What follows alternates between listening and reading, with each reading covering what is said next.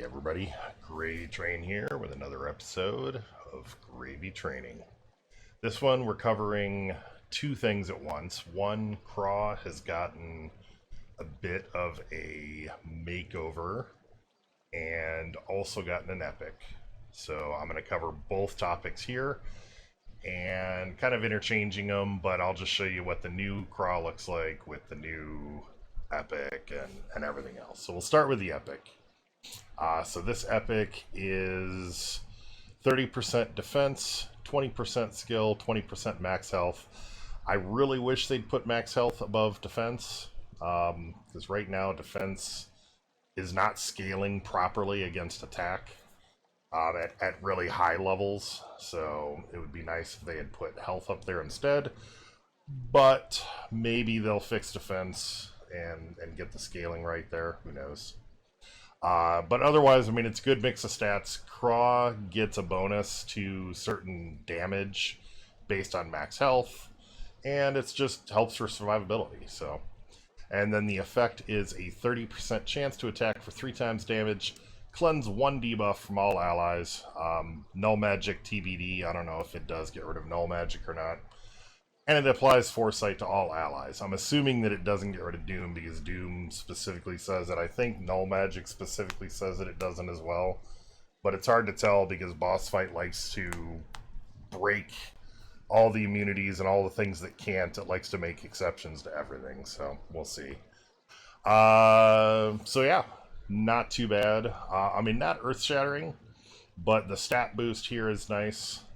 But also, we'll draw your attention to the fact that there's a difference in a border here. So Craw is now not a gold hero. Craw is a legendary hero. That brings along with it all the stat boost, which for good or for ill, and everything else. So I have my Craw runed like so. So I've got some skill for a bunch of extra healing effects, and defense and health. Defense, health in a festive, because I want to have 3 festives on my Craw now. Then a life rune and a life rune. So health, damage reduction, health, defense, defense, health, defense, health, and skill, damage reduction. I might look and see if I've got, I mean, I could go with a defense, health here, and that might actually be better. I don't want to go necessarily an attack based, because he really doesn't need the attack. But, yeah, we'll see how this plays out. I mean, he's super survivable now, although thinking about it, I think I'm going to switch this over to the defense health one that I just saw. That's going to give a little more survivability, more health. So his stats, 15k defense, 5k skill. The skill drop, the skill is still solid, so I'll see how this works. I haven't tested it this way. But then 36k health. So between the defense, this is enough defense to take the blunt off of most of the big attacks, to where the health is plenty good to mitigate any of that stuff. I mean, the deal with that right now, normally I wouldn't be advocating health over defense, but the defense stat right now, when you're countering, like before the runes kind of exploded and everybody could get 30k attack on their Dagons and stuff like that, the attack to defense balance was better situated, and you could get enough defense to really counteract the high attack of like a 24k 25k attack hero. Like it was relatively straightforward to blunt the majority of that damage to where the health didn't matter. Now scaling with attack has gotten so high that, and the defense doesn't match it. Like you could have 30k attack against 60k or 50k defense, and you'll still one-shot something. It's kind of ridiculous. So until that's fixed, health becomes more important. So that's why you'll see, like, my Sybil is high health, my Solaris is high health, my Craw is high health, but Craw also gets, we'll look at his passives here in a second, Craw also gets bonuses to damage on especially on some attacks based on health. So let's look at his traits. Some of these are the same, some of them have changed. He still has Soulless Scourge from being an undead hero. So he's immune to poison, venom, wound, and disease. And he lifesteals 25% of all damage dealt, just like all other undead heroes. He got the magical trait added to him. So he takes less damage from non-physical attacks. Soul Ledger. So this has been adjusted a bit. Absorbs souls per use of Immortal Life up to 5 times. Immortal Life is his S2. For each soul, increase skill by 50% and defense and max hit points by 30%. So you use Soul Ledger, and my hit points on this hero max hit points go from 35k to add about another 20. No, not quite 20, it'd be like 15. So yeah, I mean, you're going up to about 50k max health, pretty darn good. And then the skill boost and everything else. So they added more to this for using Soul Ledger.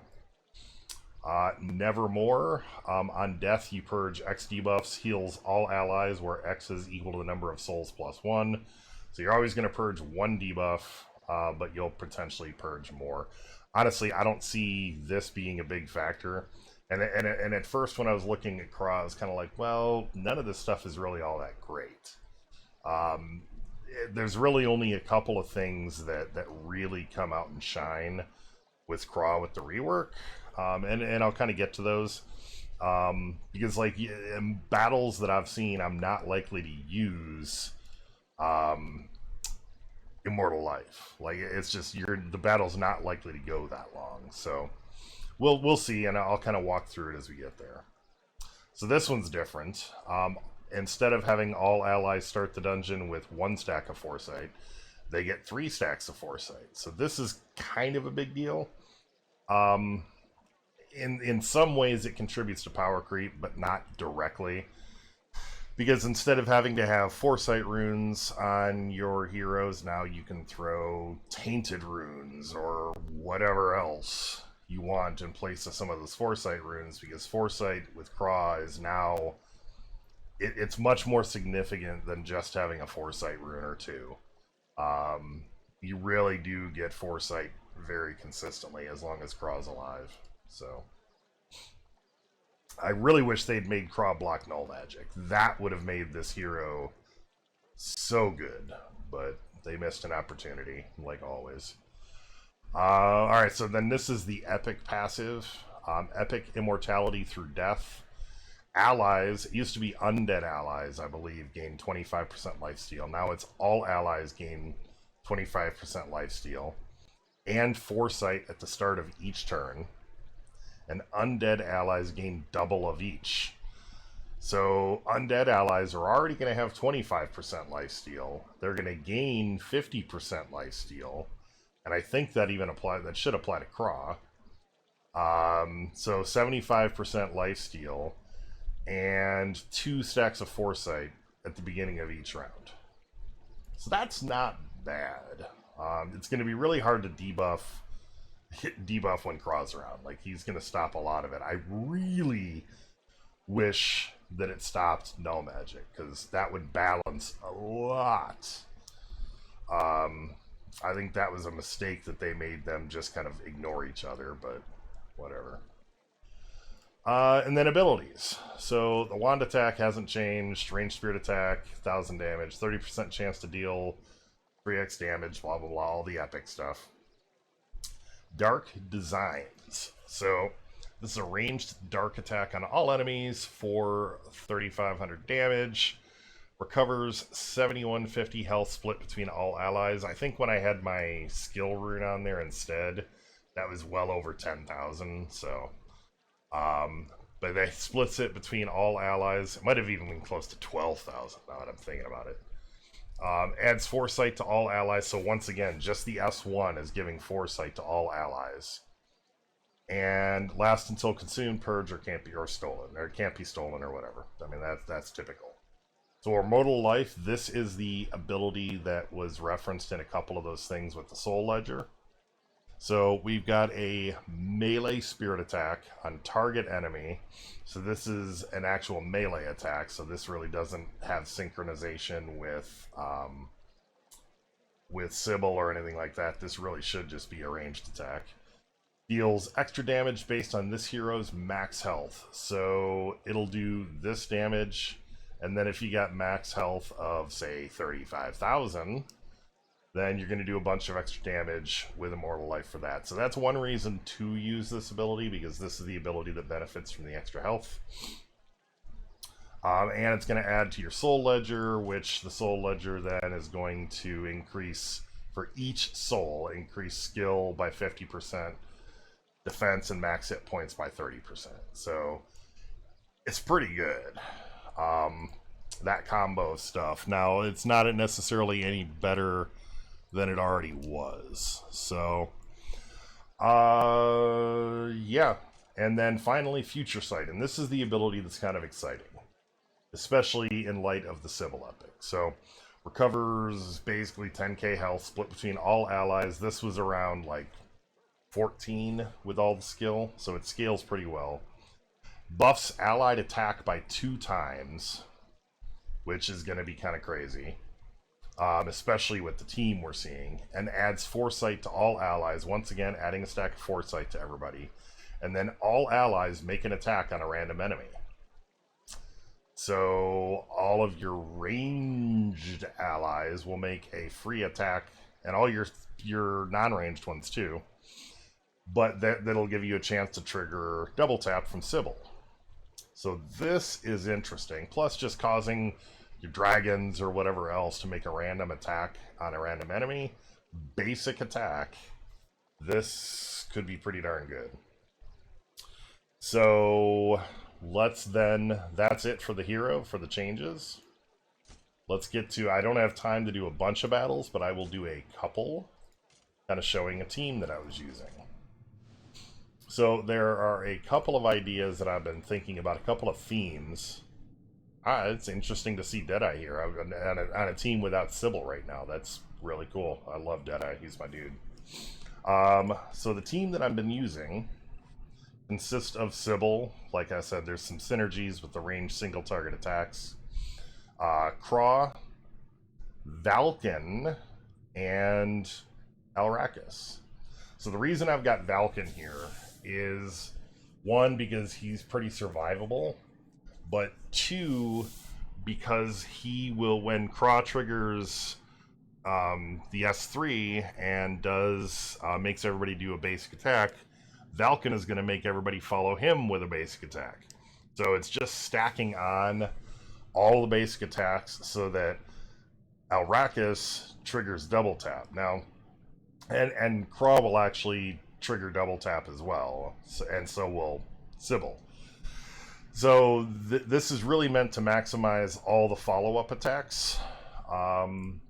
Doesn't work perfectly against every single team. At least I've tweaked it a little bit, so maybe it'll be a little bit better. The nice thing is Craw is still really survivable, as is Valken, and Sybil is very defensive. My Alrakis is 5 tainted, so... And obviously I got killed there because Deadeye ignores taunt, and it was in the first slot. But that's okay. It doesn't really cripple the team by any stretch. So just strip any extraneous buffs, although it didn't get the flying heroes. So Sybil is not great with Lori. But here's where the fun starts. I hit Future Sight, trigger a heal, and then a bunch of follow-up attacks, which seem to be doing like no damage because my heroes are all defensive.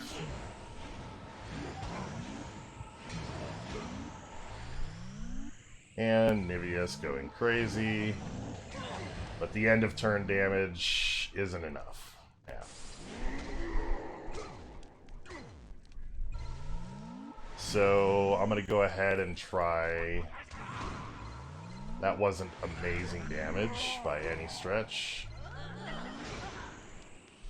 Although I do just have to kill the other healer now, Lorelei. That healing is so good. I mean, that's against 35,000 or even more, probably 50,000 hit points now.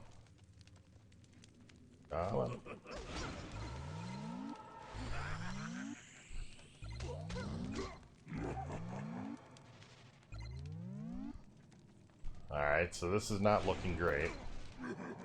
Yeah, I'm done now. Couldn't quite put it over the line, so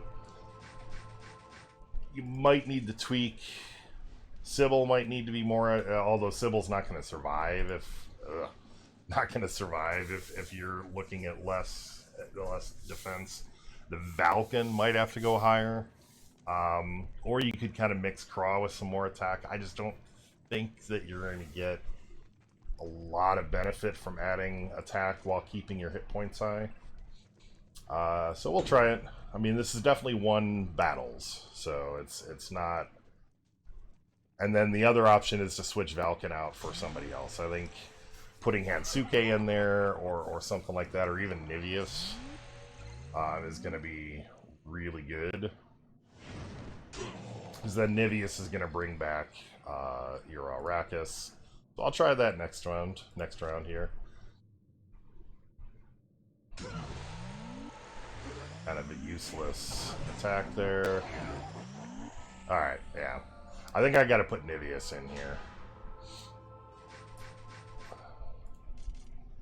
Once again, the stats on Dagon just get stupid when you factor in how much damage penetration and everything else that he gets. It's just kind of dumb.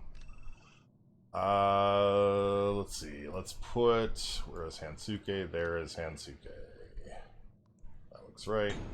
So now here, Hansuke is going to make undead heroes do a follow-up attack when they kill somebody, which Arrakis with the skin is undead, so there's synergy there too. So we'll try this, and then if this doesn't work, we'll try Niveus, and then we'll have to wrap up after that. Or next round we'll try Niveus either way. So nothing too scary so far. I've got a lot of defense and health on Sybil. Alright, so here we go. Future Sight. Heal up the team. Lots and lots of attacks. Almost everybody's dead. And this should finish it off. So there you go. Hansuke definitely works in this scenario, giving Arrakis. I mean, this whole team stems around Arrakis, and having Arrakis do 75% life heal or life steal, Hansuke 75% life steal, pretty darn strong. But we're gonna try one now with Niveus. I'm not gonna do a team that easy. That's ridiculous. Okay, so this should be good. Let's throw in Niveus.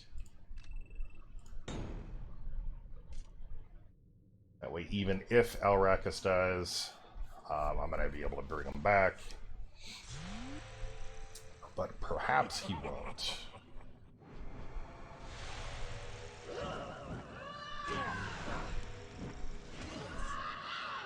Okay, so not going to really be able to strip much, because Sybil isn't flying. Okay. Look at that. What the? What? What triggered all those attacks? I'm sure I missed something. Maybe the problem, right, too, is my graphics on this emulator are not displaying the animations for all the attacks. So, all right, let's try this again. I know that this combination will work, so. But yeah, your other options with Craw are not. I mean, you can definitely throw him on teams just for his abilities and all that, but to get the Undead synergy, which really is what is being featured right now, you really need to have other Undead heroes, so I don't think you're... Holy Moses. I don't think you're going to be able to do much with Zom or anything either.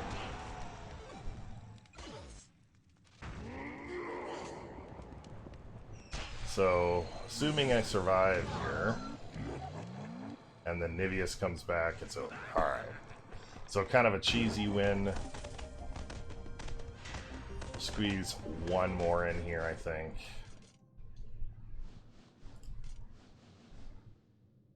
Alright, so this should be decent because Dagon is number 2. Should be able to at least get rid of some of the buffs.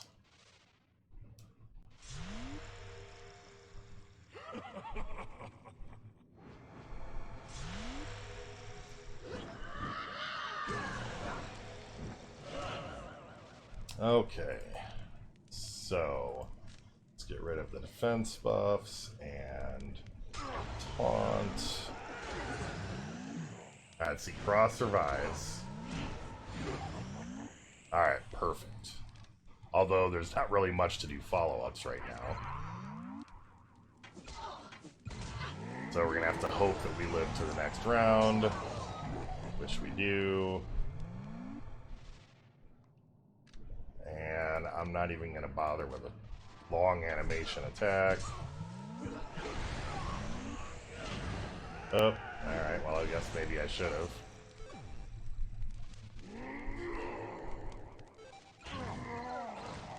Alright, well that's... everybody dies. Anyhow, you guys get the idea. So, I think this one is the... well, I mean, the hero rework, great.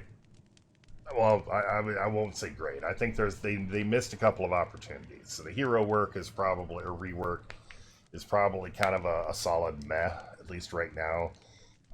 Future synergies that may come out don't really factor into whether or not Craw is any good right now. I think Craw is better than he was. So that being said, I mean, I guess it was worth it. I think the epic definitely helps. So the combination of the two, I'd rate like a 7 out of 10. And maybe you get the $20 epic, unless you really want to spend. So that's it. I hope this was helpful. Do all the YouTube, like, thumbs up, all that stuff, subscribe. And I will see you soon.